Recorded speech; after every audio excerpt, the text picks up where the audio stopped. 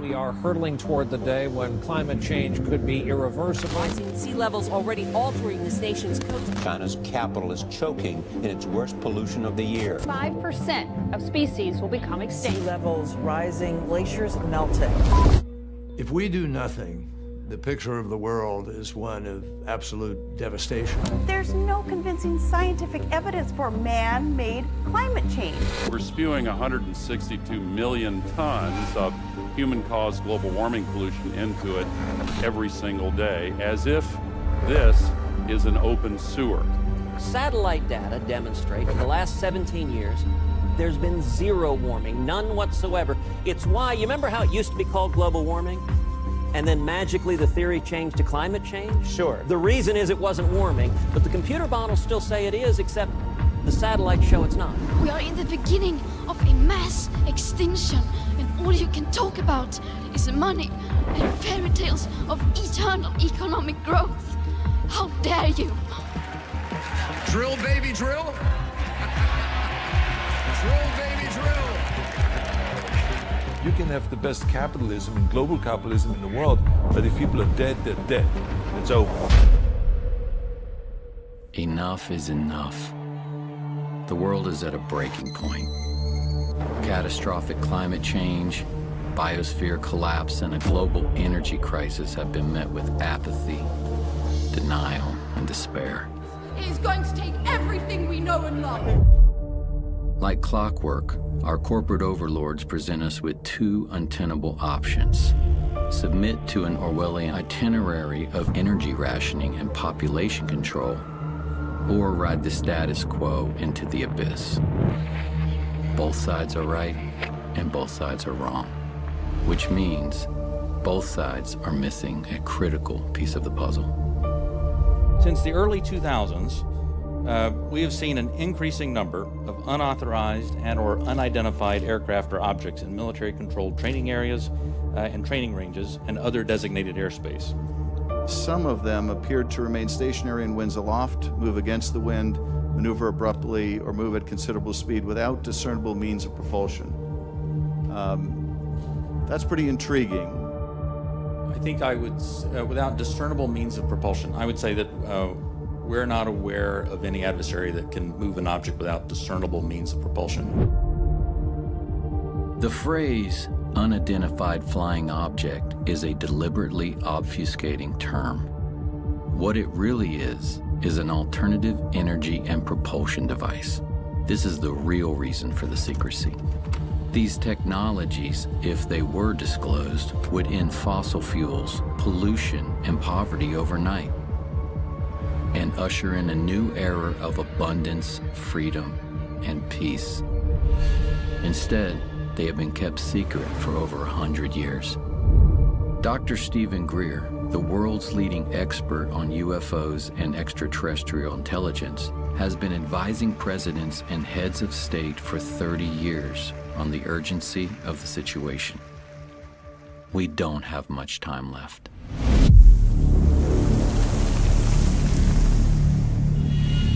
What is this lost century? This lost century is literally 100 years, more than that now, of technologies that have existed that have vanished. I mean, I was just recently in a meeting in Washington with the people who manage the black budget of the United States. They have no access to this material because between the late 1800s and now, the ingenious inventions and sciences that could have moved us off that extinction level path that we're on have all been ruthlessly suppressed, confiscated. And the only way that's going to change, it is not going to change in Washington. It is not going to change in a large corporation, unlikely. It's going to change by us, the people doing it. So it's about us.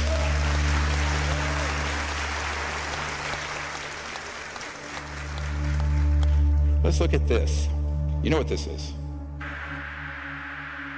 Dude, this is a fucking drone, bro. There's a whole fleet of them. Look on the ASA. My gosh. They're all going against the wind. The wind's 120 knots from the west. Look at that thing, dude. This is an alternative energy and propulsion device. These are things that have existed all the way back to the 60s.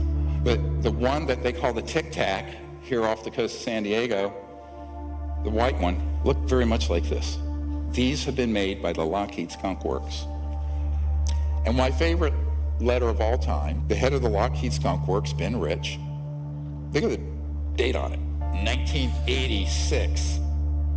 It was an answer to a letter someone wrote and says, are these UFOs man-made or extraterrestrial? He says, many of our man-made UFOs are really unfunded opportunities, meaning if it was released for public use, it'd be an enormous industry. Every meeting I go in Washington, I said, see that thing you guys are all talking about?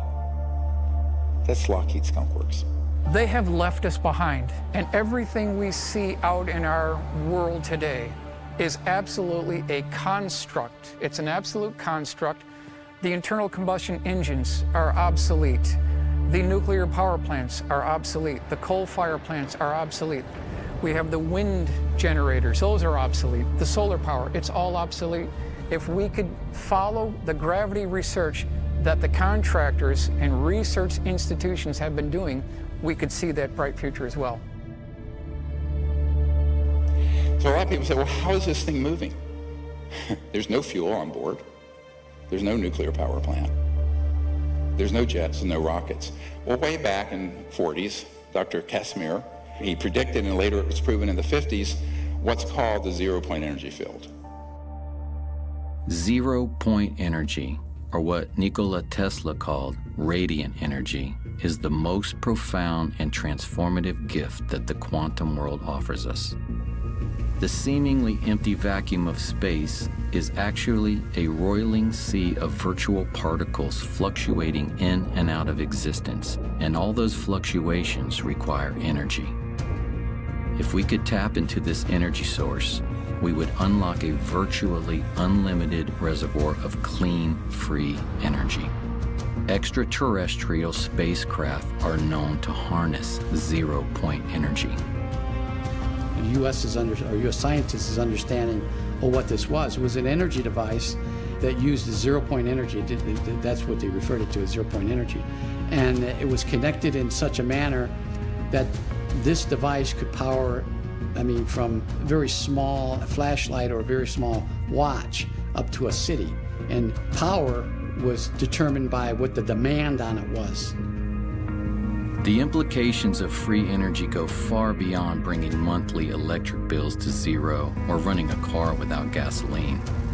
Most of the cost of making anything, from growing food to building a skyscraper, is the energy of pulling raw materials out of the ground, shipping, processing, shipping again, and so on. If the cost of energy goes to zero, the cost of agriculture and manufacturing becomes negligible. Other critical solutions, like water desalination to end drought or air purification, both of which are prohibitively expensive due to energy costs, would suddenly become viable in a free energy paradigm. A new world where humans live in perfect harmony with nature is possible within our lifetimes. But this would mean the end of oil, gas, and coal, as well as the centralized power grid and the global macroeconomic system, which will stop at nothing to protect the hundreds of trillions of dollars at stake. The consequences of keeping all this secret. We're in the process right now of doing something that I've termed planeticide, the deliberate killing of an entire planet with malice aforethought through greed and stupidity and power. All the damage we're going to see in a few minutes, totally avoidable. Every bit of it since the 1920s at least. And we can prove this. I'm afraid that the term planeticide is all too real. The ecocide doesn't really say it. We are in the process of destroying the biosphere, destroying a habitable world for certainly the majority of the animals on the planet. I'm an older guy. I won't be around to see the worst of this, but I have not just trepidation, but terror at what's going to be faced by my son's generation and the generations that come after him. When someone asks me how bad is the crisis, I kind of don't know where to begin. Because what does that even mean? Does it mean what is the threat to humanity? Have we reached some kind of tipping point? There are certain things that get under my skin or that especially alarm me. And one of them is the insect holocaust, for lack of a better word. The precipitous decline in the number of insects, the number of species, the total biomass of insects. A lot of studies put that decline at 80%. When I was a child, when we went on a long drive, especially in the summer, like we'd have to have the windshield wipers on from time to time to clear off the bug splatter. Like you just don't have that anymore. Insects are like the foundation of the terrestrial food chain. Like you can't have a thriving ecosystem without thriving insects. This is the 6th great extinction that's happening on the planet, and it's 100% man-made, all of it. We have to all awaken, because of what's happened, I think we're like a frog being boiled slowly. And suddenly we're going to wake up and find out, you know, it's too late. 150 species every day go extinct. Now, these aren't all animals, all kinds of species. The planet has been dying at human hands for a long time. A naturalist I like, J.B. McKinnon, he calls the world a 10% world as kind of a poetic expression of how much life has declined. So there's maybe 10% of the whales that there were 500 years ago. And the seabirds and the wetlands and the mangrove swamps, you know, and the fish biomass. We don't even know what we have lost, although in some level we feel it. This is part of the despair, part of the alienation and the anguish that sensitive people feel. You know, ice caps are melting. The oceans are certainly going to rise. They could rise as much as 20 feet if we have the big ones melt. This is all the way back in 1958, and there's a full-page color ad in Life magazine. Everybody was reading Life magazine at the time. And it's by an oil company which was the predecessor of Exxon, which was called Humble. Each day, Humble supplies enough energy to melt 7 million tons of glacier. Here they're bragging about it in 1958. So this company gets rebranded as Exxon in the 1970s. And in July 1977, they have a meeting inside Exxon headquarters where their chief scientist, James Black, is showing slides that are warning that burning fossil fuels are going to eventually endanger all of humanity. They know this in 1977. Present thinking holds that man has a time window of 15 years before the need for hard decisions regarding changes in energy strategies might become critical. Well, those 15 years were up in the early 1990s. Look at this. How long ago was it recognized that this was a disaster? Senior scientist Exxon, 45 years ago. And actually it was known before then. This is insanity. This is a civilization gone mad. These companies have really not been held accountable. We've lived in a fossil fuel economy now for more than 100 years. And it's just been accelerating. The amount of wealth has been increasing. You have situations now where the head of ExxonMobil goes on to become the Secretary of State, Rex Tillerson under President Trump. And I'm an environmentalist. A lot of people don't understand that. I think I know more about the environment than most people. So there is really very little accountability that exists. Many scientists, such as myself, have discovered that there are very concerted, well-oiled machines that provide false information, even to scientific and academic programs. It's called capture, where they try to rationalize away this problem and everything's fine. One company, Exxon alone, has funded more than 40 different groups to keep alive its campaign to deny the worst impacts of climate change. There was a guy named Martin Hoffert, and he's a professor of physics at New York University, a consultant to Exxon for their climate modeling during the 1980s. And he said this: the advertisements that Exxon ran in major newspapers raising doubt about climate change were contradicted by the scientific work we had done and continued to do. Exxon was publicly promoting views that its own scientists knew were wrong, and we knew that because we were the major group working on this.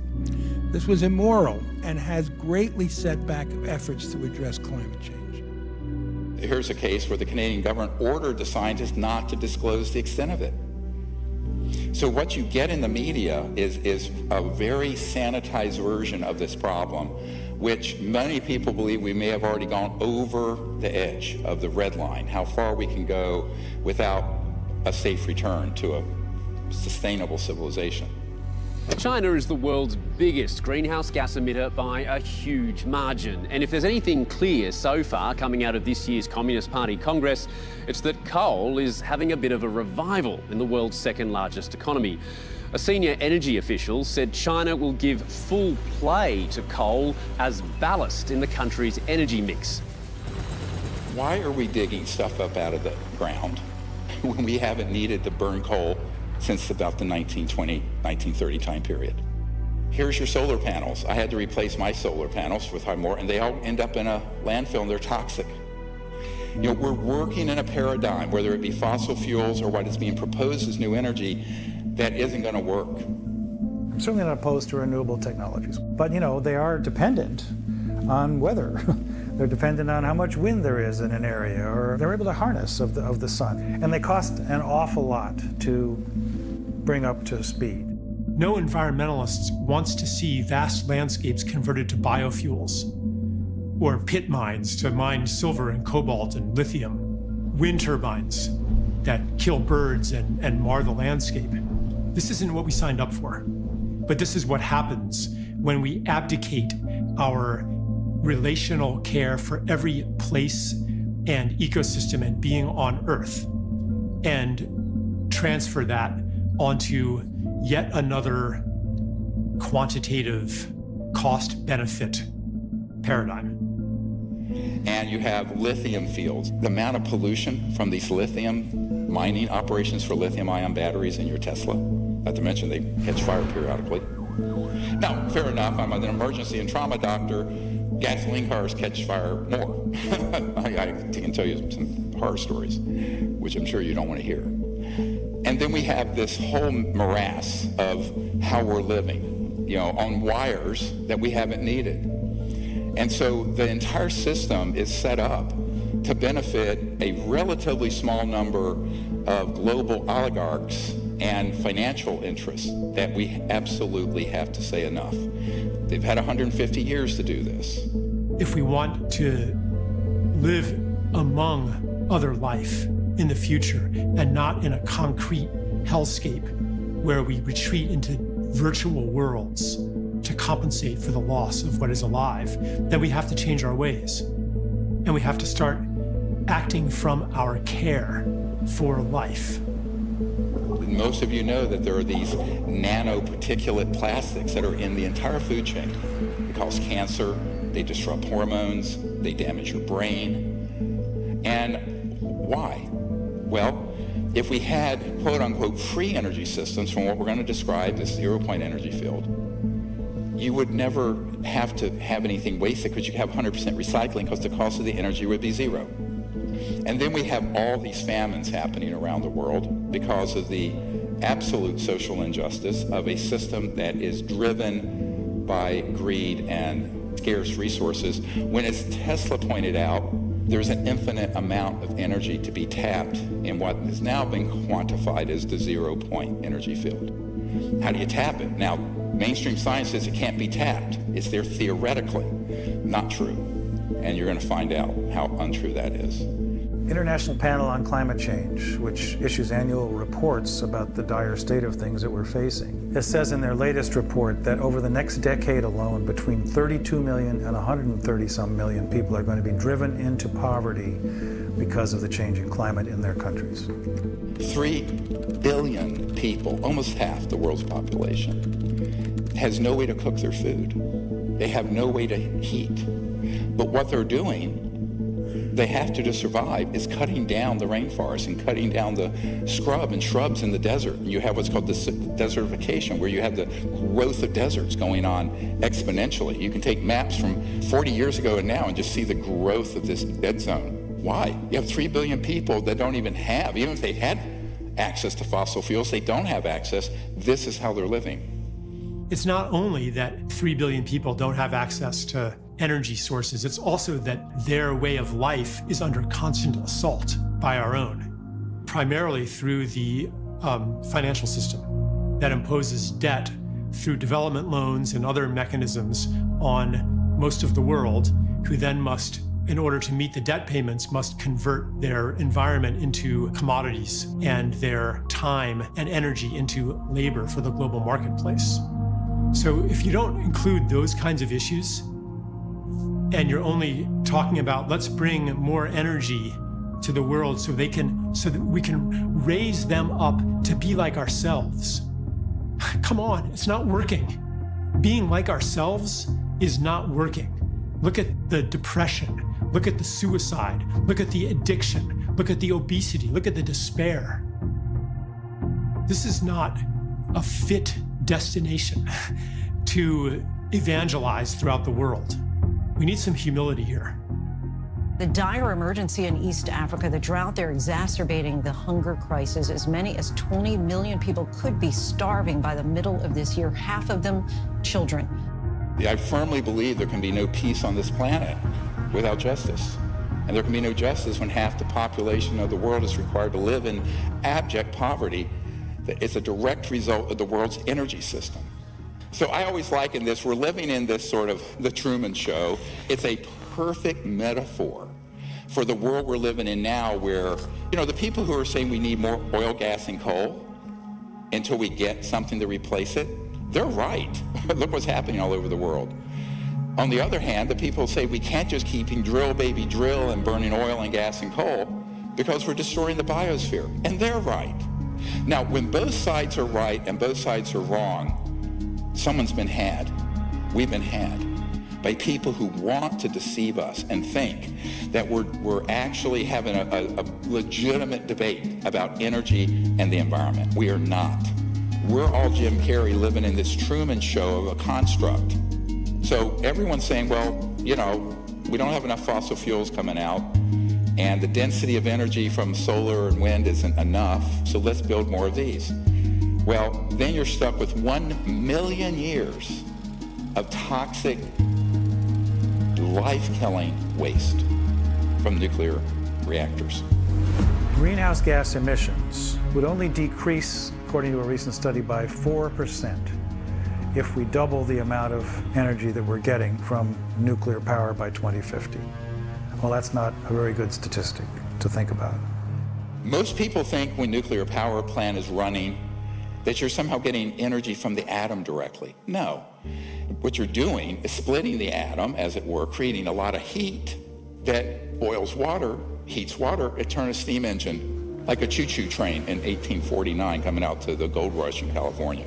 That's all a nuclear power plant is, except you're stuck with 1 million years of waste. And this is the other problem. The distribution of the power from the point that you have the primary source, by the time you generate it, transmit it through the inefficient transmission lines, and then you're wiring in your device or your home, you've lost at least 66%. So 66% of the energy is completely wasted. So here's your energy grid. 12% is a new renewable. The rest is the old system. So if you plug in your electric car, 88% of the power is coming from gas and oil and coal. The entire world is running on an energy paradigm of scarcity, meaning that there's never more energy than we generate, and we lose that energy as we move it around and deploy it in different ways. And so energy is expensive, and energy is difficult to get to remote areas. And that energy is important because it's inputs in growing food, and it's inputs in manufacturing, and it's inputs in the economy, and it's inputs in all of these things that make people's lives better and that solve the problems that desperately need to be solved on the planet right now. Over unity is a very simple idea. It's that you're getting more energy out of something than you're putting into it. And according to mainstream science, that's impossible. What free energy devices suggest is that there is a limitless supply of usable energy that's always coming into reality, and that we're not living in a universe of fundamental scarcity. So over-unity is more than just a breakthrough that's going to live its life in a technical paper. It's not that. It's really the ability of humans to liberate themselves. Yes, there is a history, a long history of over-unity systems. For example, Nikola Tesla had one. Basically, his big magnifying transformer that he had on Long Island was such an over-unity system. He got the entire Earth itself in resonance. Everything going on is feeding energy into the Earth starts to feed energy into that wave that he created. So he gets a lot more energy in his resonant wave fed from outside, from the environment in the interior of the Earth. His idea was you could then put in a tap on it anywhere else on the world and extract it free. And of course, J.P. Morgan's take on that was, that's foolish. You can't put a meter on it. So that actually doomed much of Tesla's career at that point when Morgan found out that Tesla, was going to produce the energy freely. But I love this quote. If you want to find the secrets of the universe, think in terms of energy, frequency, and vibration. Now, the reason he said that is that when you use what's called a very high voltage system, you can tap in to what Professor Casimir called the zero-point energy field. Some people call it the quantum vacuum. Other people, like Professor Dirac, modestly called it the Dirac Sea. And we just tested a device last month in the Arizona desert, you'll see in a moment, that is based on that. Nobody is really trying to get, for example, over unity, more energy out of something than you put in, because it's assumed that that is impossible. Well, that might be impossible, but only if you don't really understand the fabric of reality itself. They just can't believe it, especially engineers, because I know how we were taught, right? There is no vacuum energy. You're just a kook when you think so, right? If they took a little more physics, they would go, well, maybe. It's not a small thing. It's not a matter of finding proof for some technology, for some invention, and convincing everybody of it. You can't convince somebody of something that so totally contradicts their basic assumptions about the universe. But what if there's a pool of energy available to us that we didn't even think was possible because we're operating on these 100-plus-year-old assumptions? We can't find this excess energy simply because no one's looking for it. So-called empty space isn't really empty at all. It's actually full of energy. So instead of being like kind of a quiet, empty lake, it's more like the froth at the base of a waterfall or something. But when you go to look at the numbers, you find out that there's enough energy in the volume of a coffee cup to, say, evaporate all the world's oceans if you could get at all of it. And here we have a car from 1921 running without a plug. Now look at this old car. And it was pulling energy out of, they just said, out of the environment. They couldn't quantify what, but they had the correct frequency, and this had a battery and some wiring, and it was running around without being plugged in. Memo to Tesla Motors, go and research this and get rid of your plug-ins. And this is one of my favorite, 1902. A farmer and engineer named Stubblefield with Tesla, he had something they called the Earth battery, or the Stubblefield battery, and it had rods going into the Earth and some wiring, and it was picking up this magnetic flux field of the planet, and he was running his farm, and Tesla was there with him. 1902. So when I say 100 years, lost century, no. I do not wish to talk about it myself, but I've been a victim of quite a bit of suppression. So has any other legitimate researcher in this area. The government is protecting the industry, the oil industry, because they're in bed together. Tremendous amounts of contributions for politicians come from these huge companies, and these huge companies have been covering up for years what we're doing to the planet. Today, we don't have so much big kingdoms. We have cartels. We have a whole set of cartels in an area, interlocking corporations, and behind this, we have a few people who are quite wealthy and who own most things. Any time we have a very powerful cartel or set of people that control a lot of things, that resists any means of changing its inflow of control and its inflow of funds and money and its power. You know, everybody's trying to be the big monkey. It's really as simple as that. Here we have all the methods. Some of these are common sense, but every one of these are ones I have encountered and investigated personally with geniuses, engineering geniuses and physics geniuses, but strategically impaired inventors. Black shelving. So someone comes along, they offer you $20 million for your device, it's a corporation, they put it on a shelf. Boom. National security orders. We're going to show you one from a man we just met with. Patent seizures. Financial entanglements from investors because they're doing their whole business and legal strategy wrong. Legal entanglements where they end up in court. Threats to the individuals. I had a guy under contract building one.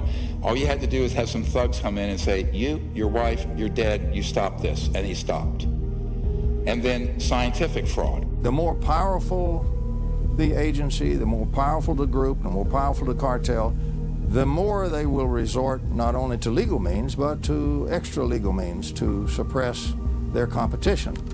For example, the greatest espionage in the world is industrial espionage between one corporation and another right here in America. They're the ones that hire all the spies and the spooky equipment and everything like that by far more than the intel agents do.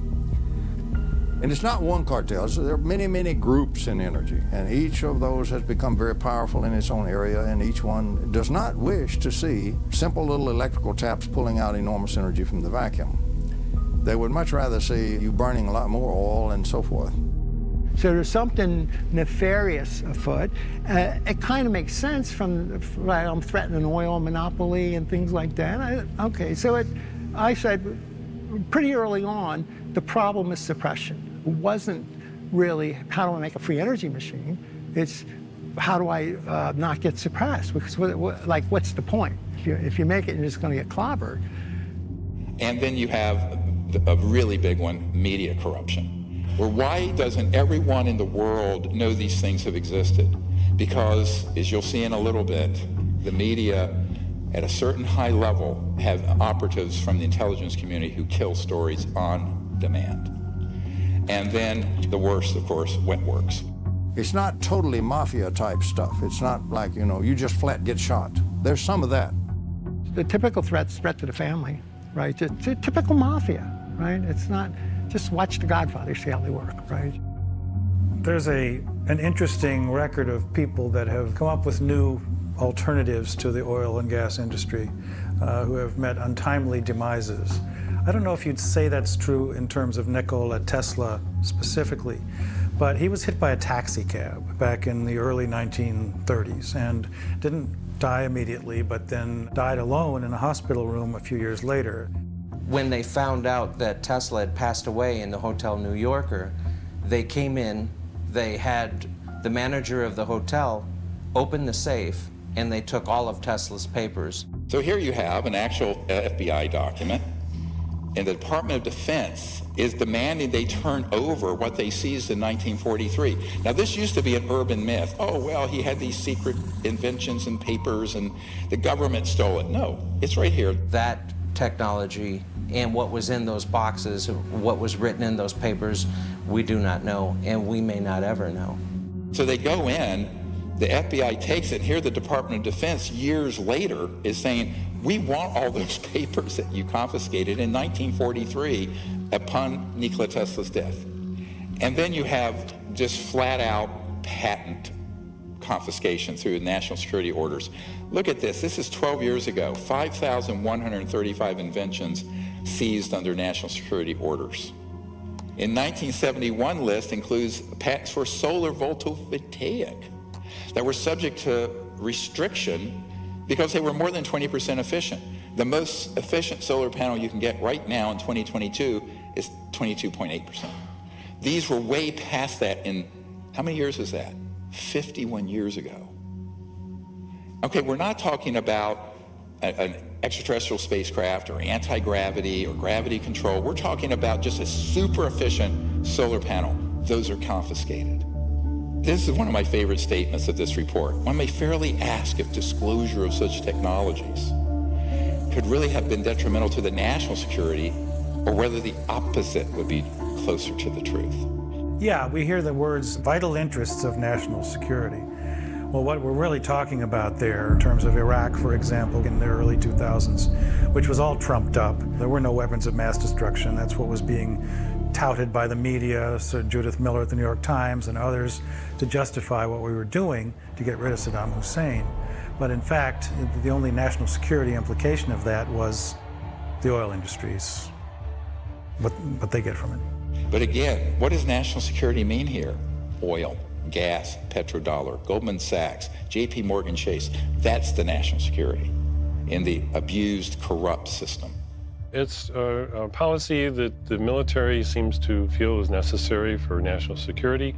However, at this point, we often wonder, 50 years after World War II and the Cold War, whether such sequestering is necessary, especially when fossil fuels are a major cause of global warming. So here we have a man. He was fired, Dr. Tom Vallone, he's a PhD physicist.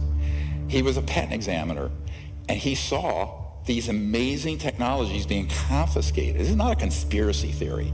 And he blew the whistle, they fired him.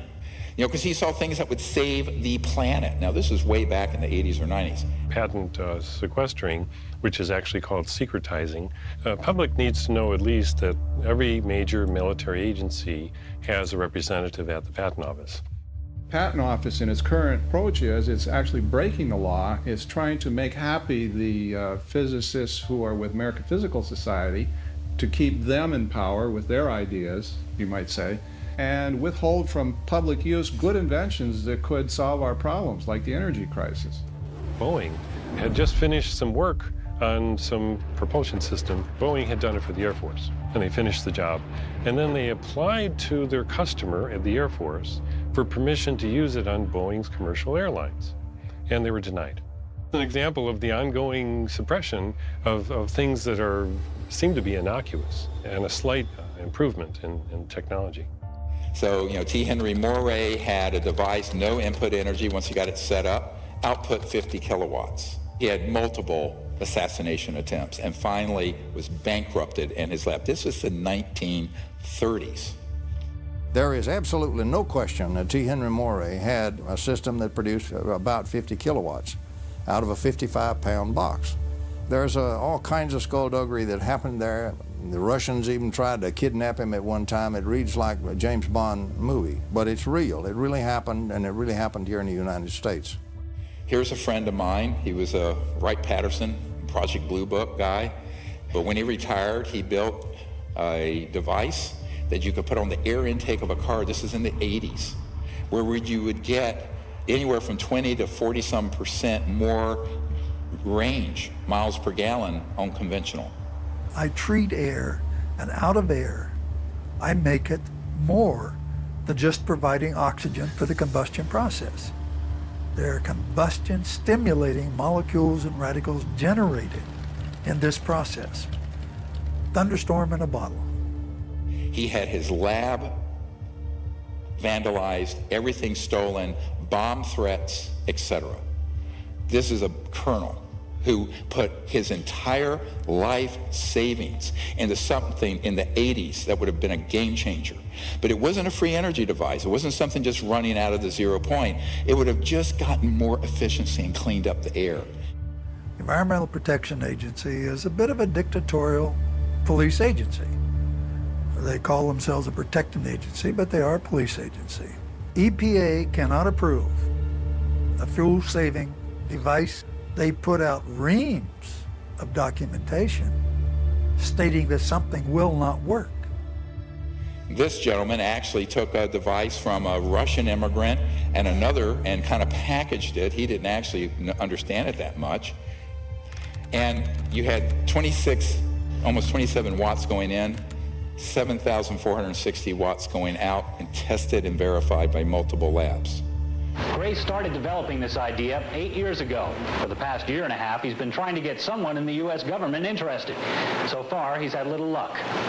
Gray says he's been getting the same reaction he got 30 years ago when he first proposed his theory. Get this guy out of here, he is crazy. But Gray says it's paranoia. The scientific community isn't willing to accept teachings opposite all previous learning. And the military aerospace industry is afraid to admit decades and billions of dollars worth of research have been wasted. Now, unfortunately, This disappeared because he actually took the ideas from some geniuses and was trying to make a lot of money. And so his became, I'm calling this crazy inventor syndrome. It's not very nice, but I mean, it's kind of crazy. And here's why it's crazy. They think I have the best thing since sliced bread, and the world's going to be the path to my door. And they don't realize they're going to have corrupt interests from the national security state, corporations, and all kinds of other people stop them. So they think they're going to do a normal investment and normal venture capital and patent it, or keep the secret sauce of how it works away from everyone. And in every single case for 100 plus years, they've taken that knowledge to their grave. You've seen The Paranoid Inventor, plenty of stories on those guys. It's my precious.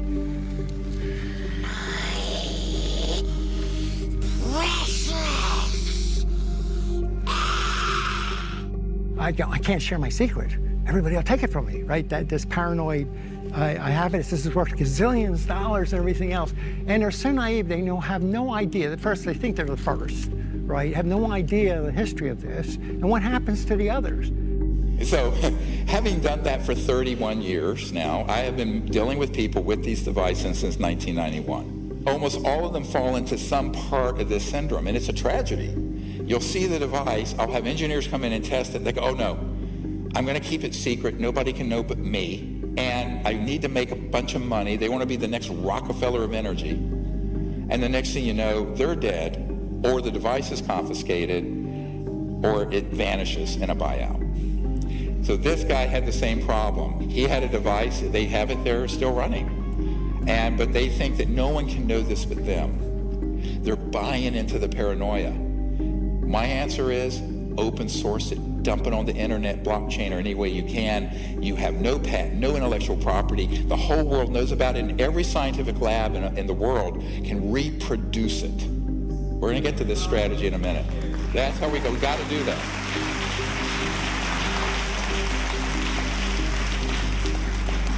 Because the very definition of insanity is doing the same thing over and over and expecting a different result. That's attributed to Einstein. But how true is that here? So we have to change our strategy. Many of these inventors are really good at the technical stuff, but they're not great communicators. This power is something I have given my life for you, the people. Now, set up this demonstration for y'all. You don't have to be a rocket scientist. They're not good at business. They're not. Like, God can make technical geniuses and he can make business savvy people, but rarely do the two come together in one person. This story is fascinating because he had a tiny, it's 17 watts, like a 20-watt light bulb. It was putting out 200 watts, 10 to 15 times more output than input, and this is in the 80s. This is 40 years ago. I was not convinced probably on the first 3 times that I saw the device and saw it tested that indeed it put out more energy than it took in. I am convinced now. I was a little bit prejudiced, and like all people that come up with devices like this, you think they're wrong, and so you go down to prove them wrong if you're that interested. And I was not able to prove him wrong, nor were the people that I was with able to prove him wrong. And here's what happened. He kept the whole thing so secret. He was going through a patenting process, but even the patent application left out a lot of the secret sauce. Most of these inventors do this. Fatal mistake. And what happened is that it was all covered up, that he actually was taken to court. Patent office said, even though he had proof that it worked from multiple very esteemed scientists, patent examiners, that proved that the thing actually did as he said it did, and he got nowhere. He took this to his grave. Look at this video that you're going to see in a moment. Mr. Newman has been fighting for a patent for years. Many, therefore, considered it ironic when a federal judge appointed the former head of the patent office, William Schuyler, to decide if Newman's device did or did not work. Mr. Schuyler, who is also considered to be an expert on electrical engineering, didn't take long to make his decision. In a report of the special master, Mr. Schuyler states, evidence before the court is overwhelming that Newman has built and tested a prototype of his invention in which the output energy exceeds the external input energy. Therefore, there is no contradictory factual evidence. For the layman, that means the machine works. The expert then goes on to say, the Patent Office finding that such a machine is impossible is clearly erroneous. Mr. Schuyler also found that the Patent Office intentionally did not consider the formalities of Mr. Newman's application for a patent. Why wouldn't you go along, again, with a master that's former head of the Patent Office, who has credentials that the judge called outstanding? Why wouldn't you go along with the man that you recommended in granting a patent? You ask mean questions, don't you? I think you'd have to address that question to our present commissioner. Are you acting on his orders? You might say that, yes. There you go. Operability or utility is a rejection that virtually none of the patent examiners, and there's almost 5,000 of us, were allowed to use in any of our applications. The supervisor particularly always said that, oh, that's something only if you're dealing with energy inventions. So what we find is that throughout the Patent Office, that rejection for something that we personally would feel would not be operable was not a judgment we were allowed to make, except if we're in that security department that deals with energy and propulsion types of inventions. Here we have a brilliant device, again, almost 40 years ago. Look at the input and output. Test it over and over again. 0.3 milliwatts, output 223,000 watts. That's 22.4 kilowatts. That's plenty to run your car, your Tesla motor. Now, continuously output, if needed on demand. So this little thing that looks like a cigarette pack, when he died, under mysterious, they said a heart attack, it's all kinds of evidence he was killed. This is real, usable power. It's stable. It is not transient. It is not noise. And it is not any other kind of spurious effect. This is a real effect. It's all coming from that little tiny box sitting behind the 500 watts of power. Behind the lamps, that little box is putting out all of that power, well over 500 watts, and yet it is receiving less than 1/3 of a milliwatt of input power. This is April the 30th, 1987, at about 10:30 p.m. in the home of Mr. Sparky Sweet, the inventor of the very first vacuum triode. This is a most historical occasion. I was altered when I saw it because my view was that you could be anywhere then in the universe. You could be in a cave, you could be anywhere, and you had energy. This was overwhelming to think that I could have energy and the whole world could have energy. That all of a sudden we were on an equality economically. We didn't have to worry about the energy sources. The rest of that power is coming out of the surging energy of the vacuum. And this little box that you see right here, solid state, no moving parts, is the vacuum triode that's doing this very practical and historical work. He was shot at once with a silenced rifle from about 300 yards.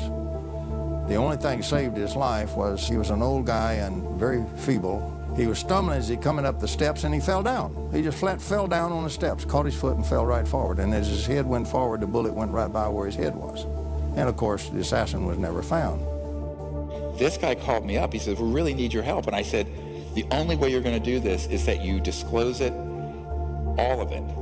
Open source it, get it out there. I will see that we get it out to the entire scientific community. He says, no, no, no. It's Gollum, my precious, my precious, my precious. And I said, dude, you're going to take this to your grave. He took it to his grave. Yep, it's gone. This very distraught lady, who's Sparky's wife, she's saying Sparky's dead. And that she said, two strange men, she called them strange men, showed up at about 5 o'clock the night before And they stayed for a little while, and then they left. And Sparky, an hour or two later, having a cup of coffee and just killed over onto the floor, called the ambulance, and she was 75 years old. They would not let her in the ambulance. And the ambulance then called her back about 20 minutes later and said, "We don't think he's going to make it." And that was the end of that until the next morning when she called my sister-in-law and talked to her and said, "There are men here that said they're FBI, and they got black vans, and they're taking all this equipment. What should I do?"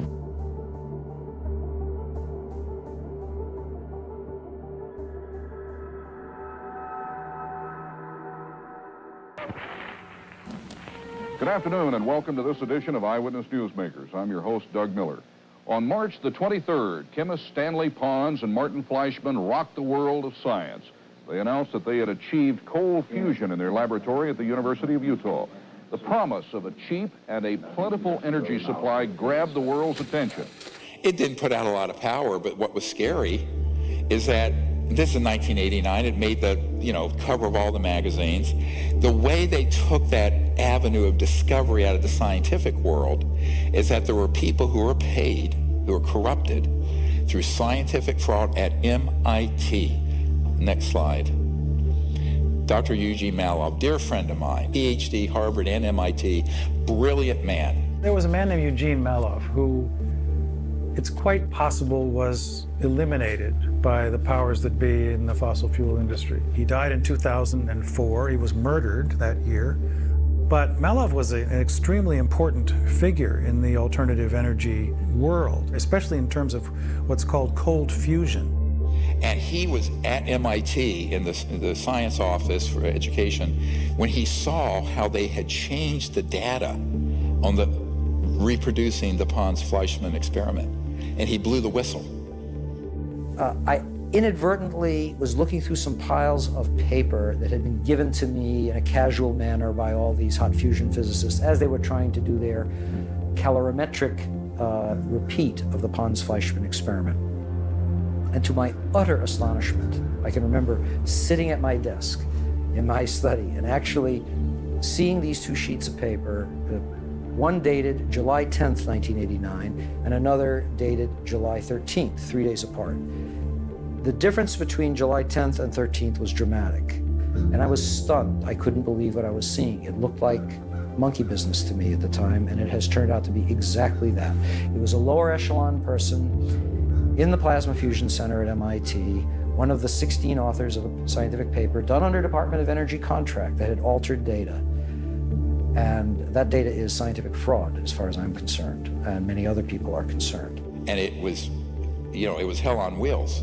Finally get someone who brings him a 0-point device, solid state, no moving parts. And I said, Gene, we need to get this out to the public very quickly. Oh no, they want to keep it secret. I begged him and I begged him and I begged him and I begged him.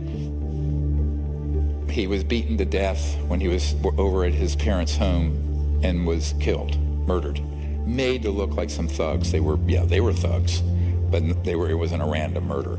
And the device vanished with him. Good friend of mine, dear friend. What we really had was a threat to the scientific establishment. The threat of it even being implied as real and having monies, shall we say, being diverted from their favored programs, and that was a threat, no question. There was an actual threat of that happening.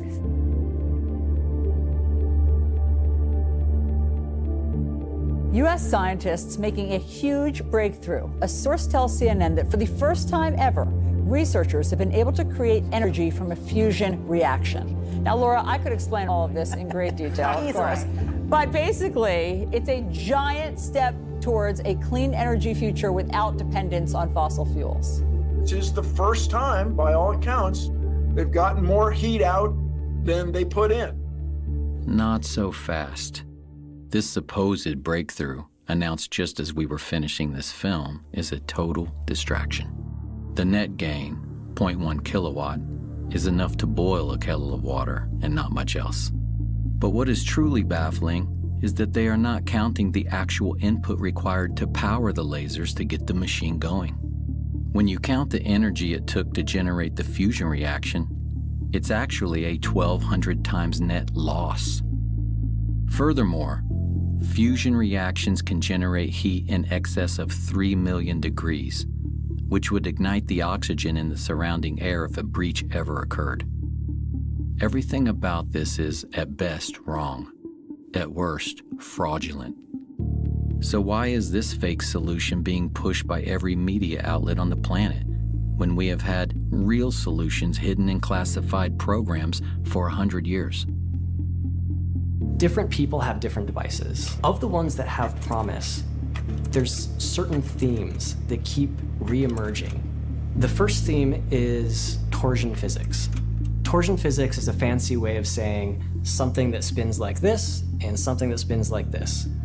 Think of it as like an hourglass shape. I think that it has to do with it representing the way energy moves in the universe. At the biggest levels, like the galaxy, it's a spiral. A tornado on Earth is this vortex motion. Our DNA is a stranded spiral. A second theme is plasma. A lightning bolt is plasma, right? The spark gap in a car is plasma. So plasma is the fourth state of matter. Solid water is ice. Add more energy, it melts and becomes water. Add more energy, it becomes steam. And then if you were to add even more energy, say through running an electric current through that steam or through any gas, you end up with plasma. You can think of it as maybe this liminal state or in-between state between the physical world and the non-physical world, whatever that is. There's some evidence emerging that plasma can provide a shielding of inertia. So if you imagine that you're a UFO and you need to zip around at crazy speeds, you can't pump the brakes too fast, otherwise everyone's going to slam into the windshield, right? But if you had some sort of inertial shield around the craft, i.e. like a plasma shield, you might be able to eliminate the inertia surrounding that and keep the occupants safe. I think this is why the UFOs seem to glow. Plasma glows. A third theme is that of the ether. The conventional or mainstream understanding of the base level of reality is maybe the quantum sea, tiniest particles all bumping into each other. The ether conceives of this differently. It says that there's a kind of a fluid geometry that is the base layer of physical reality, and that to understand that fluid geometry is to be able to really understand electricity, magnetism, and gravity. And this, according to Tesla and others, is the key to really understanding what he was getting at with all of his wireless transmission of energy stuff. But I believe that we're going to see something like a return of the ether. It won't be called that, but it'll be something like that that's going to enable us to make much more progress in these areas in the coming century. This gentleman, he had a car that would run on water, but it had to be modified. A local inventor has discovered a way, hear this, to use water to run your car. It's a major breakthrough that will no doubt make motorists happy. And as Ralph Robinson explains, the Pentagon is also showing lots of interest in this project. And he always kept that secret. He had a patent that he falsified the voltage and the frequency, cycles per second, because he didn't want anyone to reproduce it and leapfrog him financially. Again, this crazy inventor syndrome. And what happened, and when he passed away, there was a whole warehouse full of floppy disks and papers and everything, and his heirs wanted to sell it off. What people didn't realize is that this car was the least important thing Stan Meyer had. He had a toroid, and the toroid, it was a donut-shaped electromagnetic device that had had a national security order slapped on it. Because I was going to get it and openly disclose it. But though the scientific establishment may have ignored the likes of Meyer, the powerful military-industrial complex certainly hasn't. Over the past 10 years, Meyer says he's been quietly approached by many influential organizations who would never admit publicly to their involvement with him. This was a disaster. If we had a few $100,000 we were going to offer, but we made it clear we were going to open source it. Well, they had a group, an engineering group from Michigan come in, who had a lot more money because they had a big backer. And they were going to monetize it, keep it secret, try to repatent it, all the usual crazy ideas, which would be great if you're just developing a new software program, but not something that's going to change the world forever. Can't do it. They were working on a couple years. I get this hysterical call. He says, Dr. Greer, we need your help. We need your help. He says, they're on the run for their lives. They've been sabotaged. They've had death threats. And my advice was, forget about Gollum and be in my ring and my precious ring. In this case, it was literally a precious ring. Just put it out there. I will help spread it. We will build these up independently, have labs test it, and you cannot put that toothpaste back in the tube. You squeeze it hard enough. He says, yes, you're right. It's probably the only way. But they think they can find a safe country to go to. I said, you're going to have to go to another star system, my friend. I literally said that. No way that's going to happen. So sure enough, I find out a few months later, I'm meeting with a high-tech guy in Orange County. That entire team was assassinated. The one survived. It was just crying like a baby in this man's office. Technology shows that we can release energy up to beyond 2.5 million barrels of oil per gallon of water and do it safely. So it gives us the ability to not only sustain and maintain the economies of the world, but also give us the abilities to handle the environmental pollution problems at the same time. This sort of encapsulates, 5 or 10 of the suppression techniques, all the way from murder to crazy inventor syndrome, falsifying your patent, trying to make money first instead of proving the science first, etc. And of course, he took this to his grave. He was poisoned and killed at a Cracker Barrel, an ignominious death if ever I heard one. Stan Meyer's water engine points us to a deeper mystery concerning energy in our universe: microscopic ball lightning. The late physicist Ken Shoulders developed a technology called charge clusters, which are likened to ball lightning. When they are discharged, they actually tap into the zero-point energy field. This is where most of the power in Stan Meyer's device was coming from. Like Stan, Ken Shoulders faced terrible suppression. And so I met with this CEO, and he says, yes, they approved a $5 million grant from DOE so we could develop this further, because one of the effects it had that they were really pursuing was putting low-level, initially, radioactive waste in these charge clusters, and it would cause isotopes that were non-radioactive to be created. What does this mean? You clean up all the radioactive waste. However, the phenomenon, the reason it was doing it, was that it was actually activating, as it were, this baseline energy field that's at the fabric of space and time. And that's what they didn't want out. So in the rarest of events, that grant was published, and these vicious people who want to keep all this stuff secret went into the Secretary of Energy's office and said, pull that grant. And they pulled it. Another technology to harness the power of ball lightning is being developed by a team of engineers in Florida. They have successfully tested several prototypes that allow any internal combustion engine to run mostly on water.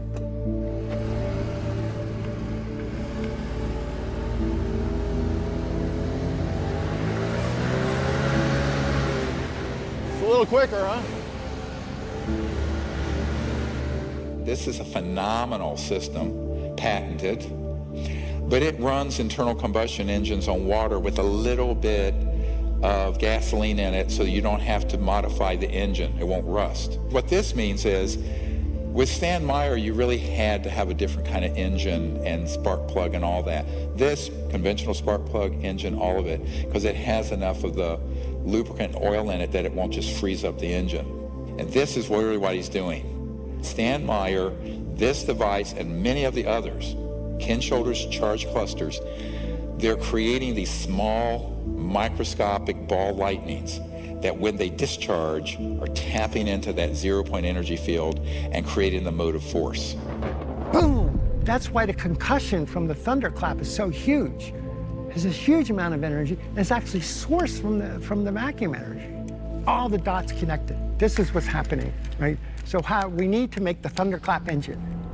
Many times breakthroughs are made because the inventor or the scientist was inspired by looking at nature. The same systems and the same mechanisms that exist in nature that you can see can also exist in the devices that you build. So by trying to mimic that, you can tap into the intelligence that nature has already shown you when it comes to being efficient with the energy transmission mechanisms. Another current technology was recently investigated by Dr. Greer and his engineering team at an undisclosed location in the Arizona desert. 1, 2, 3, 4, 5, 6 magnesium alloy specially configured plates. This thing's the size of a nice-sized shoebox. The circuitry you see on the right is a misdirect because the guy has crazy inventor syndrome and thinks he can keep it secret and make $1 trillion. You don't interfere with the big, powerful people. You don't put them out of business. They're still in business. They still have those 50-year leases on the lines and all the power transformers. You'd be able to get one of my power plants, just replace a coal-fired plant, you know. But it wouldn't be big news or anything because I'm just selling the electricity to them, okay? And then they're going to say, wow, we're making more money at this plant than we are the others. So they're going to put them around, you see? They're not going to let me in. They're going to fight me tooth and nail. But I'm going to be very sneaky about it. This thing, for 3 years, had been sitting in this, near a chicken coop in his backyard out in the desert, putting out 3 kilowatts of power continuously, and we cranked it up to 5 kilowatts. No input power. And it's running off the magnetic flux of the space around it that he can tune to any place on the earth so it's correct, and boom. This thing, solid state, no moving parts. We just saw this. But he's a textbook case of making every wrong decision. Tried to patent it. Well, you'll see in a moment what happened. He ended up getting put in prison for a week. He has had sabotage, death threats, murder of people around him. I spent 8 days in that jail. When I went before the court, the judge said, come here, Doug. And he says, read this. You sign it, you go home. You don't sign it, you go to jail. And all it was is I will not ever in my lifetime, ever, through me or anyone else, if anybody else has manufactured these, I'll go to jail. And here's the secrecy order he was slapped with. But look at the date. 1984. It's almost 40 years ago. So, you know, doing the same thing, patent office, people think this is a myth. No, here's a secrecy order. See, so I don't want to go through that again. I'm scared my family and everybody. So now what we're going to do, we're going to be very quiet. I'm going to build my 1 megawatt. It'll take 2.5 years to build it. Because it's very complicated. I gotta acclimate it to the earth.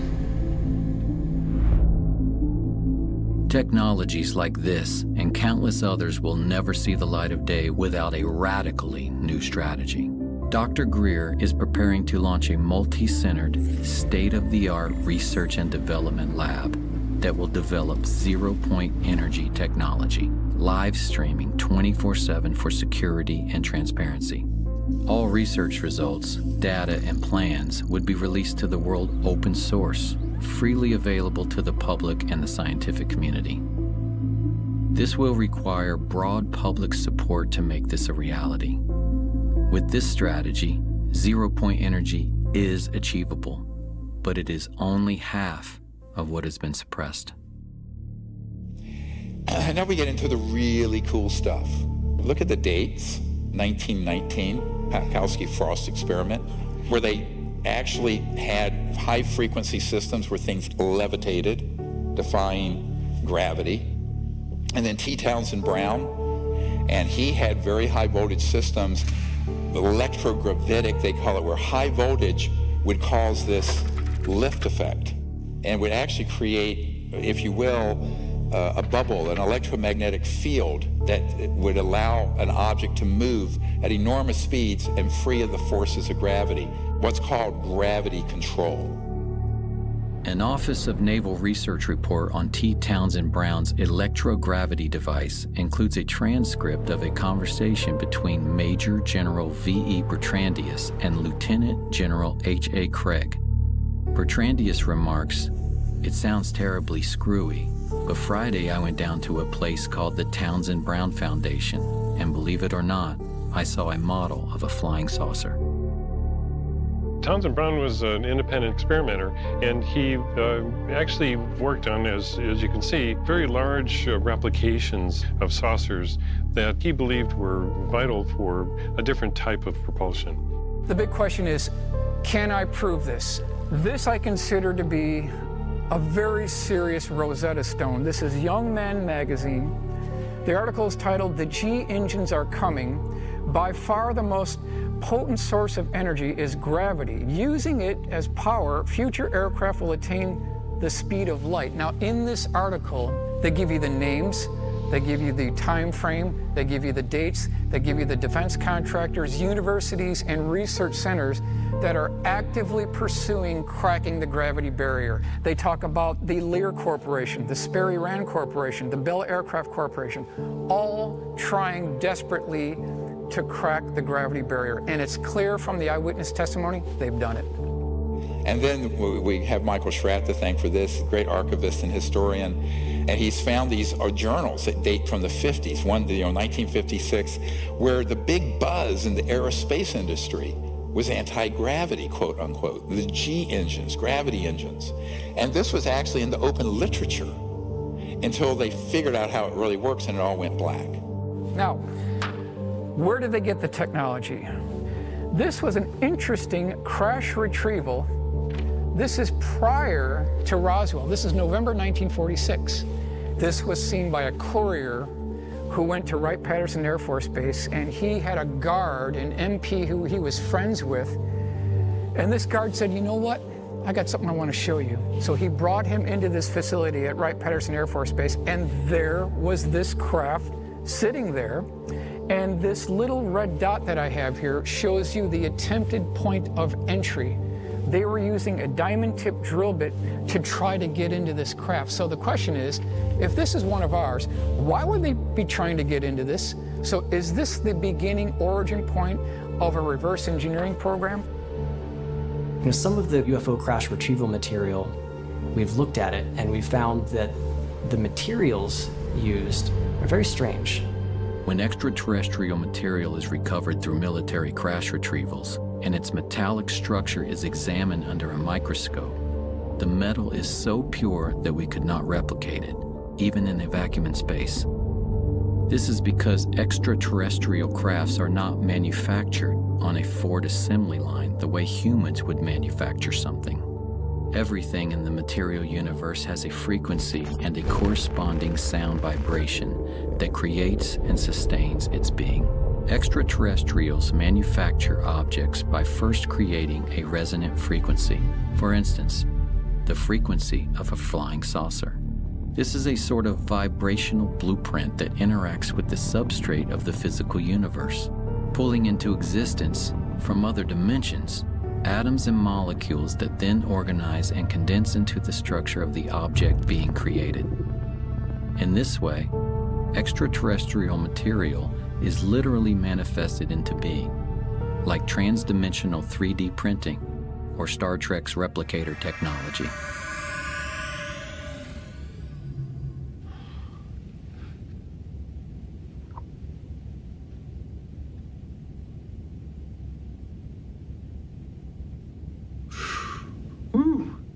Moving on to 1963. This is a Marine. He was called from Cherry Point, North Carolina, to an undisclosed location, and his job was to guard something there. And when he got to this facility, they opened up these doors, and he saw propped up on scaffolding this 40-foot diameter dish-shaped craft that looked like a fat hamburger. It was about 15 feet tall. He noticed that there was a white circle painted on the floor, and his job was to shoot to kill anyone who would try to breach that circle. They were trying 3 ways to get into this craft. Number 1 was a diamond-tipped drill bit. So we've got 2 cases of this now. Number 2 was an acetylene torch. That failed. And then the final attempt was bringing in 2 18-wheeler tractor-trailer lowboy trucks that had these very high-voltage generating devices, and they were using a laser to get into this craft. In a previously unreleased interview with aerospace designer Brad Sorensen, Sorensen describes a secret air show that took place at Norton Air Force Base on November 12th of 1988. A classified military exhibit in which so-called alien reproduction vehicles were unveiled. The craft were hovering off the floor with no landing gear underneath and nothing supporting it from above. When asked, where did they get these concepts from, Sorensen states, they said they copied it. By the way, these went all through the solar system. The components, Mercury era, 1959 to 1960s, early 60s. So these were operational. When did we master gravity control, where these were being functionally built by classified projects here on Earth, not extraterrestrial? October 1954. So here we are, riding on the surface of the roads in cars belching out garbage and pollution. When I say a lost century, it really is. They were already working on these programs as early as 1948. During the Clinton administration, they were spending $100 million a day on black budget programs. The big question is, has this been integrated into the aerospace industry? And if we look at what the witnesses are reporting, they're reporting similar things across time, across dates, locations. Now this is March 23rd, 1966. This is Temple, Oklahoma. Primary eyewitness name is Eddie Laxon. He was an electrical engineer. He was working at Shepherd Air Force Base, so he's commuting to work. It's about 5:06 in the morning, and I want to stress that this is not my case.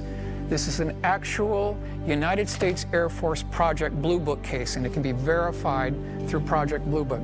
So he's going to work in the morning, and all of a sudden, something is blocking the road in front of him. And he notices something that looks all the world like a tipped-over bowling pin. It's about 75 feet across. On the starboard side of the craft that you see here, there was an air stair cutout door and a man. I want to stress this was a man. This is not an alien. He was wearing 2-piece green military fatigues. He had a baseball cap with the bill turned up, and he was shining a flashlight near the bottom of the steps. Above this air stair door, there was an interesting stinger or spire that tapered back and swept back to the end of the vehicle, and at the end of this spire, there was about an 8-inch diameter sphere. And that's interesting because I keep getting reports from the eyewitnesses of spheres and balls and protrusions and prongs sticking out of these UFOs. And if you look at what the eyewitnesses are describing to us, and you look and examine high voltage electrical equipment, it's a match. I believe I can make a case that the components that people are seeing on these UFOs are off-the-shelf high voltage electrical components. When this gentleman, who was this military green fatigue gentleman, when he noticed that he was being watched by Eddie Laxon, he scurried up this ladder, he slammed this door shut, and then there was a high-pitched drilling noise. This craft levitated off the ground and then took off like a spark on a grinding wheel and made no sonic boom whatsoever. This is back in 1966. Rockets are obsolete. Solid rockets are obsolete. Jets are obsolete.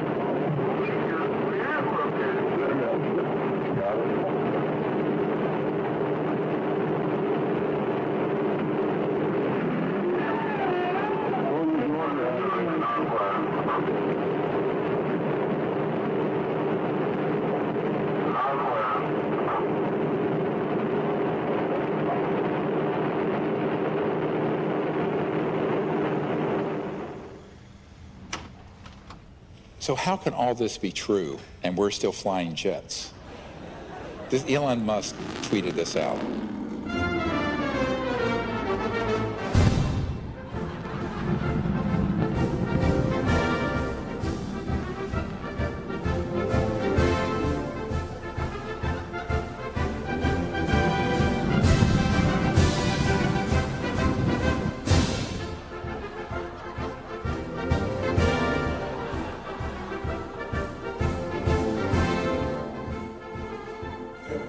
That's all very comical.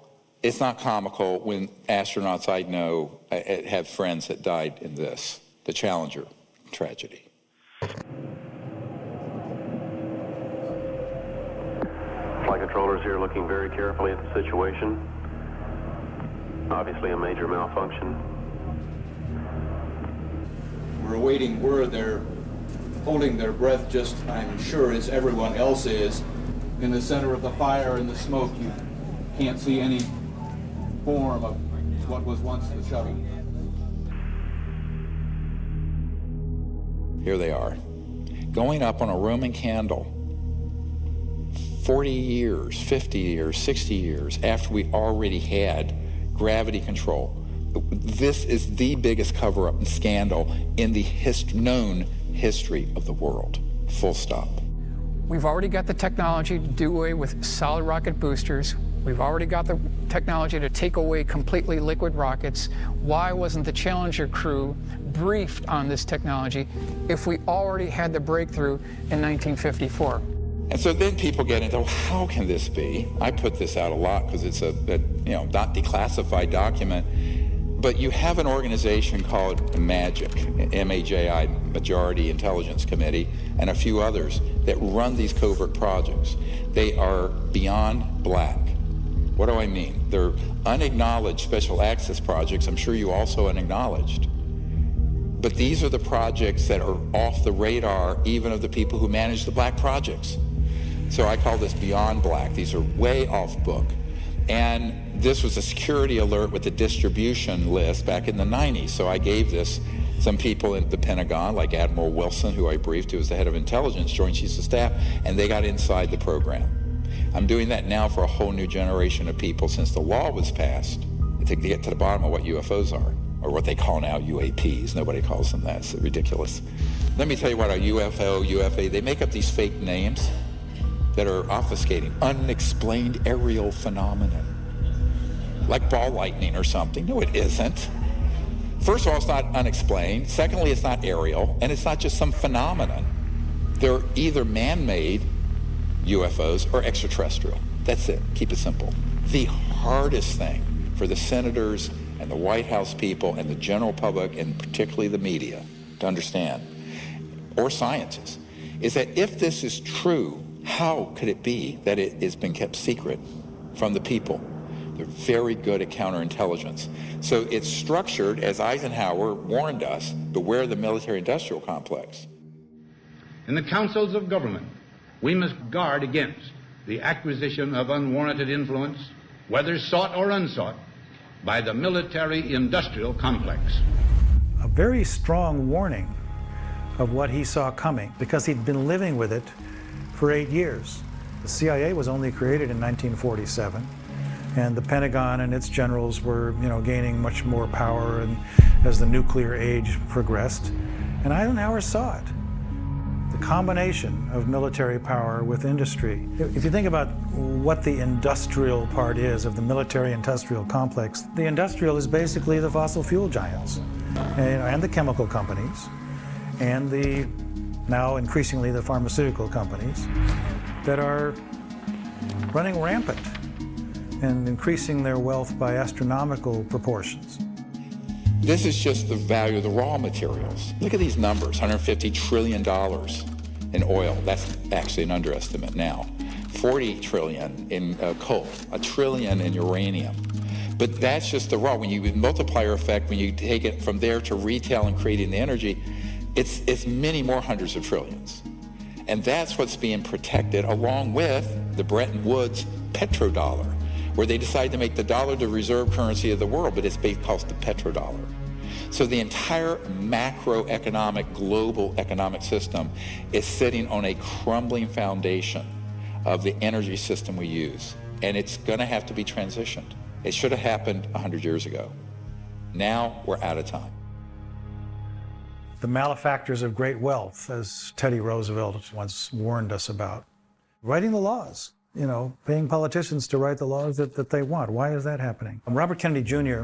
wrote the introduction to both editions of my recent book, which was Horsemen of the Apocalypse Became Climate in Crisis in its most recent version. And he said this, which I think is quite apropos to what I've been talking about today. They work together in lockstep, coordinated by Capitol Hill trade associations, lobbying firms, captive agencies, and paid-off politicians to increase authoritarian control, to transform all of us into mindless consumers, to shift middle-class wealth to billionaire plutocrats, and to liquidate our Purple Mountain majesties and our entire planet. They have declared war on democracy and personal freedom. A shadowy government with its own Air Force, its own Navy, its own fundraising mechanism, and the ability to pursue its own ideas of the national interest, free from all checks and balances, and free from the law itself. So get your mind around this. There is the government, constitutional government of the United States. And then there's this other secret government operation, which has more money, more power, more technology. It is a criminal enterprise. It is not sanctioned by the president, and it is not sanctioned by Congress. And yet they're using our tax dollars and are raping the planet and destroying the earth and impoverishing half the planet. That's what we have to fix.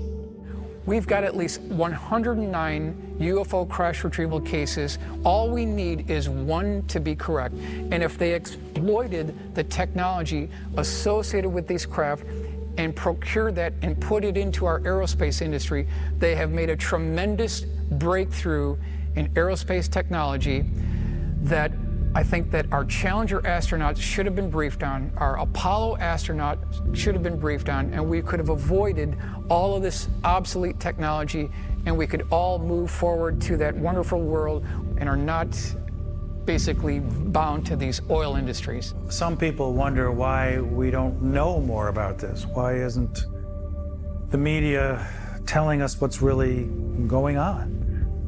We have about 15 billionaires and 6 corporations controlling 90% of the media in the United States. We've got AT&T, Comcast, Walt Disney Company, National Amusements, that includes Viacom and CBS News, and Fox Corporation. They rely on advertising revenue, and that's going to mean they're towing a certain line. This is a CIA document. It was released. I was surprised it was released, and it says that we have relationships with every major wire service, newspaper, news weekly, and television network in the nation. In many instances, we have persuaded reporters to postpone, change, hold, or scrap stories that could have adversely affected national security interests or jeopardized sources and methods. Here's another part of your Truman Show everyone's been forced to live in. The idea that we have a free press or that we have a free market economy. Pray tell any economist in here, I challenge you, how do we have a free market if the most important scientific breakthroughs of the last 100 years have been ruthlessly confiscated, people murdered, and kept off the market? No, it's a controlled economy. It's a controlled media. It's an abomination, and it's killing the planet. There were days when I wished I had never seen free energy. The amount of pain that you wake up at 3 o'clock in the morning because you can't do anything, and you know that pollution can be cleaned up, and everyone is on the same economic basis. And because you're powering everything with the free energy, you can do really what the philosopher Joseph Campbell said. He said to seek after your bliss. And I think that free energy does it. And so what do we do? Well, the current paradigm we just went through, the new would be unlimited abundance, no poverty in 20 years. There would be no poverty on Earth in 20 years with these technologies. Universal peace, because you're not fighting over everything now. And Earth in harmony with humanity and the biosphere restored. It's important to realize that the technology that is required to heal Earth already exists and has existed for a long time. That the problem is not fundamentally technological. If we came into coherence around the goal of healing Earth, we could do it in 5 years because the capacity of life to heal is just incredible. But we're just in the way of it all the time. I mean, even look what happens if you stop paving over a parking lot. In 5 years, cracks appear, weeds are growing out of it. In 15 years, you see chunks of pavement here and there, and trees are growing. In 50 years, you don't even know a parking lot was ever there. In order to maintain Earth in a state of ugliness and unlife requires constant effort because the power of life to live is so strong. That's what life wants to do. It wants to live. We only make 100 million cars a year. If we converted like that, which is not going to happen, all manufacturing of automobiles to these zero-point energy generators, it would take, do the math, 15 years. We barely have 15 years left. The date I've been given, 2035 to 2040, and we're done. The scale of the transition is almost unthinkable. There are an estimated 14 million kilometers of paved roads across the Earth. There are many millions more of power lines comprising the so-called smart grid. A real smart grid would be no grid at all. We need a compassionate transition. Instead of displacing millions of workers who support today's energy infrastructure, we must enlist them in the radical transformation of our world that lies before us.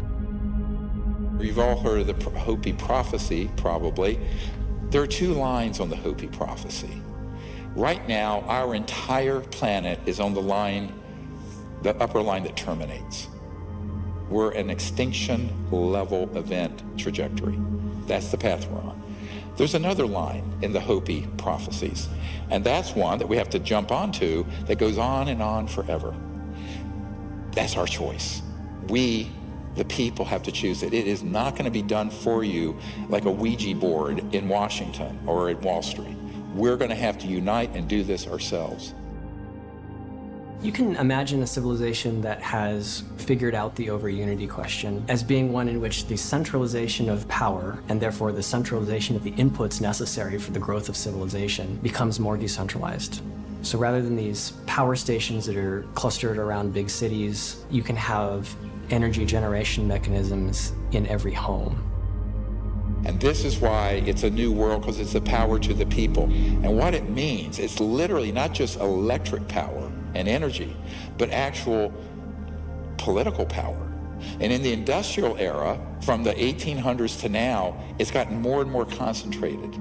This is going to return the power to every village and every person. Even the deserts shall bloom, as it says in the Bible. And in Africa and around the world, they're going to leapfrog past where we are with all this electricity and wiring and power lines and power plants like they did telephones. They went straight to cell. But this is a bigger leap where all over the world, all these impoverished areas, every little village and community will have its own energy generator for pulling water out of the humidity of the air. We have the technology to do that now. Why isn't it used? Because it uses a lot of electricity, which is polluting and expensive. It'll be a global village, all interconnected, but also all self-sufficient. Complete local self-sufficiency with no pollution. That's the world we could have had beginning in the 20s. 100 years later, may I suggest we accept it. It's time. We are 100 years behind where we should be right now. Why are we still pounding metal nails into boards to build houses? Why are we still loading up shipping containers on tankers and taking 2 months to get here? This is all a construct. And why I call this a time snap? A time snap is when things have gone so far off track. The only way to fix it is for the people to unite, come up with a totally different strategy where in a decade to 2 decades, we make up for 100 years. It can happen.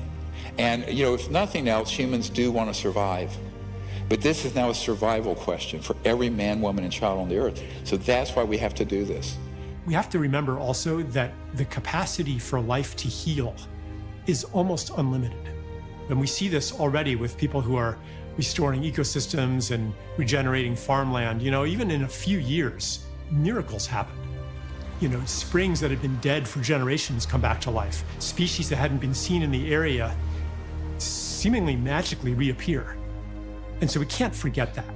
We can't succumb to a despair that is founded in our distrust of the power of life itself, which again is part of the origin of our current condition. Visualize your house off the grid, clean energy, no wiring. Why?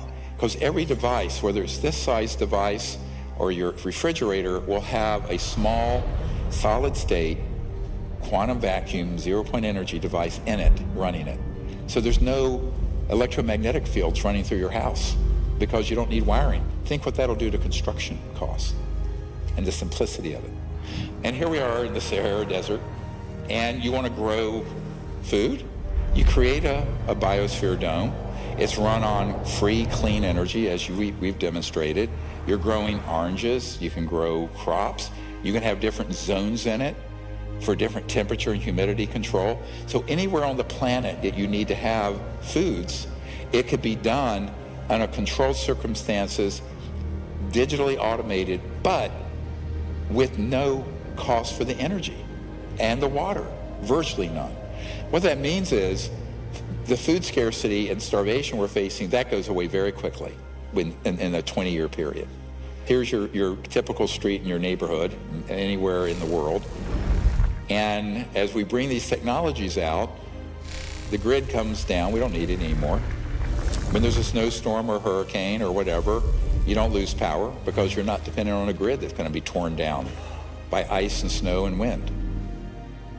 You don't need wires. All these wires, it's a clutter of wires. You don't need them because every device will have its own source of energy. This could have been done decades ago.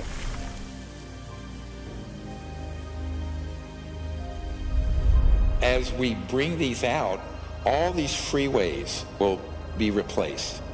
All the lines and power lines will go away. We can float above the surface. And in every city in the world, we're going to see this transformation, every village in the world. And then we have these cities, you know, eventually where you're just floating, there are guided pathways, you know, the ground is pristine, and then we're going out into space. So everyone remember where our destiny is. Our destiny is not just Earth, it's the whole cosmos. How is that going to be possible? The only way we're allowed to go outside our solar system is if we become a peaceful civilization. Otherwise, it's locked down. You know, we are considered a planet that is dangerous and armed. Each one of us is very invested in the world as it is. We've built careers, relationships, and goals based on a world that doesn't include ETs and anti-gravity and free energy and healing devices and all this cool, abundant stuff. And so we need to understand and really know if we are ready for that investment to be disrupted. So one of the most powerful things that any of us can do is to look in our own hearts, imagine the world that could be, and ask ourselves, are we ready for that? If the answer is yes, then hold that readiness in your heart in all the excitement that it's due. If the answer is no, if there are some lingering doubts or fears or concerns, then go into that. Follow that. That's an important thread that you can follow back to something inside of you that needs attention. It's that obstacle that may be keeping us from living in this new world. At Rendlesham Forest in the Air Force Base in 1980, a roughly pyramid-shaped craft landed. You've all heard this account probably, but I'll recount it for you. And the part that's classified you don't know. There were these kind of luminous beings that literally teleported, floated outside this black pyramid and communicated with these Air Force officers. And the ET said, we are your descendants who have become interstellar, but we are from 500,000 years in the future. And we are now here. They basically materialized, time traveled to 1980 because this was a covert nuclear weapons facility that, if that had been disclosed, could have triggered World War III. And saying, you've got to stop doing this. If you stay on this path, we, your children's children's children's children, 20,000 years into the future, we won't exist. That was 42 years ago. So they have been warning these civilizations from other star systems. Some of them are our descendants, not all, but some are. The key thing to remember here is that the fact that that happened is a message of great hope. It means that there is a chance, a good chance, if we reach into our higher consciousness and we go forward with a strategy that isn't based on materialism and greed. This is a massive undertaking, my friends, but I'm convinced we can do it, but we have to completely rethink how we live, how we act, and the whole business model of what we're doing. And if we do that, here's the world we're going to have. We will be remembered as the generation that pulled ourselves off the extinction line of the Hopi prophecy and moved on to the one that goes on forever.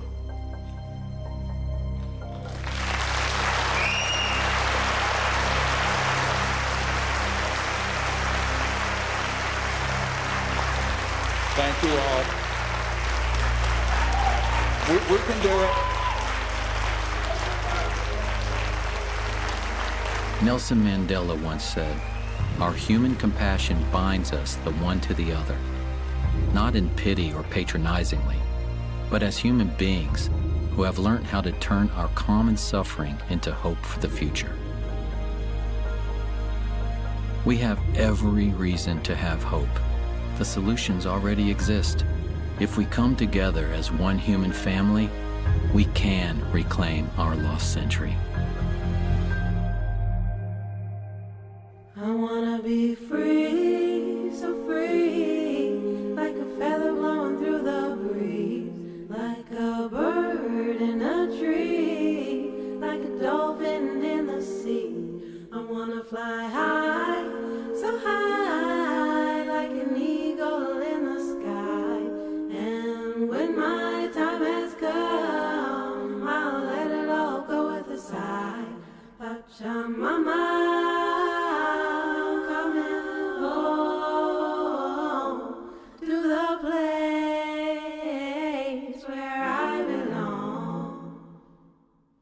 Pachamama,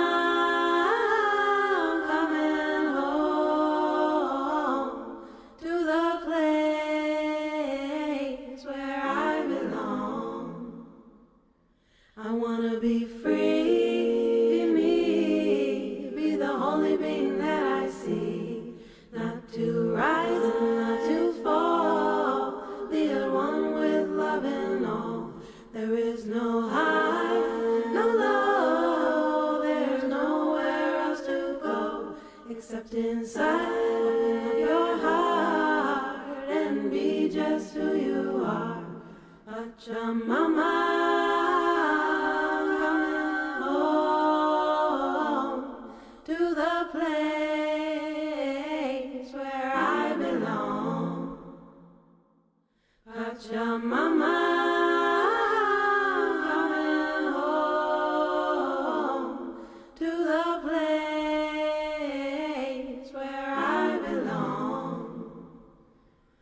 Pachamama, coming home to the place where I belong. Pachamama.